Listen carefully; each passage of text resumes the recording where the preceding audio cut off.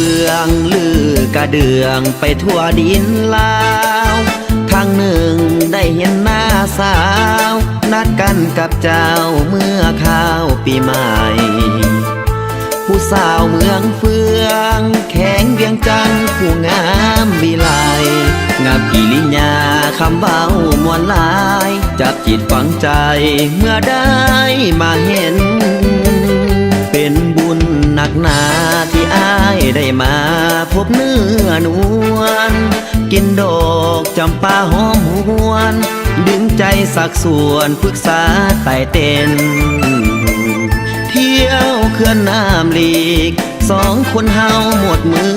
หมดเวนคิดมาหัวใจอ้ายเต้นคิดเห็นผู้สาวเมืองเฟืองผ้าทอหนอคำอ้ายยังจำสัญญากันไว้บอกอ้ายจะหักจนตายสีบมาลายบอกขายบอกคือเกืองเมืองเฟืองแห่งนี้มีหัวใจของอ้ายลงเรือมาแล้วจนบ่อยากเมื่อหากเอาเรือแท้เด้คนงามสามบ้านอ้ายจากอ้ายลำบากหัวใจตัวเองจึงห้องออกเป็นเสียงเพลง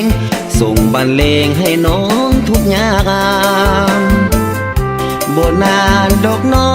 งเนื้อทองอ้ายสิมายามมาขอเอาน้องคนงามตาดำผู้สาวเมืองเฟือง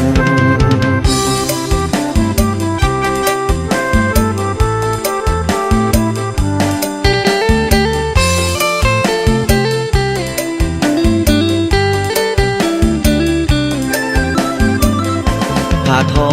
หนอคำอ้ายยังจำสัญญากันไว้บอกอ้ายจะหักจนตายสีบมาลายบอกขายบอกคือเกืองเมืองเฟืองแห่งนี้มีหัวใจ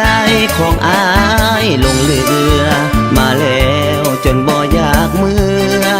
หากเอาเรือแท้เด้คนงามสามบ้านอ้ายจากอ้ายลำบากหัวใจตัวเองจึงห้องออกเป็นเสียงเพลงส่งบรรเลงให้น้องทุกยามบ่นานดอกน้อ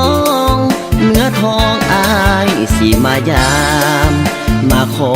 เอาน้องคนงามตาดำผู้สา